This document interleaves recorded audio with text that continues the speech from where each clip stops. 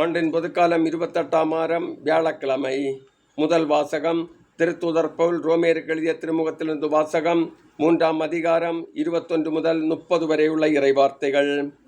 சகோதர சகோதரிகளே, கடவுள் மனிதரை தமக்கு ஏற்புடையவராக்கும் செயலுக்கும் திருச்சட்டத்துக்கும் தொடர்பில்லை என்பது வெளியாக்கப்பட்டுள்ளது.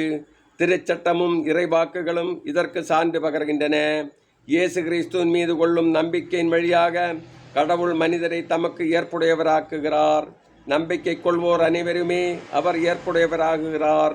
அவர் வேறுபாடு காட்டுவதில்லை. ஏனெனில் எல்லாருமே பாவம் செய்து கடவுள் கொடுத்த மேன்மையை இழந்து போயினர். ஆயினும் அனைவரும் கிறிஸ்து இயேசு நிறைவேற்றிய மீட்பு செயலின் மூலம் கடவுளுடைய அருளால் இலவசமாய் அவருக்கு ஏற்புடையவர்கள் ஆக்கப்படுகின்றனர். இரத்தம் சிந்தி மனிதனுடைய பாவத்தை கழுவாயாகுமாறு இயேசுவை கடவுள் நியமித்தார். அவரிடம் நம்பிக்கை கொள்வோருக்காகவே அவ்வாறு செய்தார். கடவுள் கடந்த காலத்தில் மனிதர் செய்த பாவங்களை கண்டுகொள்ளாமல் விட்டுவிட்டார். இவ்வாறு மனிதரை தமக்கு ஏற்புடையவராக்கும் முறையை அவர் காட்டினார். இக்காலத்தில் தமது நீதியை கடவுள் பொறுமையோடு காட்டி வருகிறார். ஆம், அவர் நீதியுள்ளவர். இயேசுவின் மீது நம்பிக்கை கொள்வோரை தமக்கு ஏற்புடையவராக்கி வருகிறார். அப்படி இருக்க பெருமை பாராட்ட இடமில்லை. எந்த அடிப்படையில் பெருமை பாராட்ட இடமில்லை?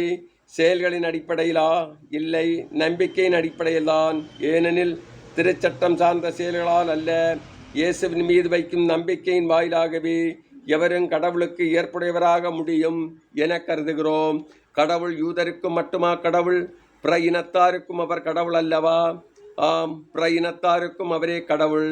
ஏனெனில் கடவுள் ஒருவரே விருத்த சேதனம் பெற்றவர்களாயினும் விருத்த சேதனம் பெறாதவர்களாயினும் இயேசுவின் மீது கொள்ளும் நம்பிக்கையின் அடிப்படையில் யாரையும் கடவுள் தமக்கு ஏற்புடையவராக்குகிறார். இது ஆண்டவர் வழங்கும் அருள்வாக்கு. இறைவா, உமக்கு நன்றி.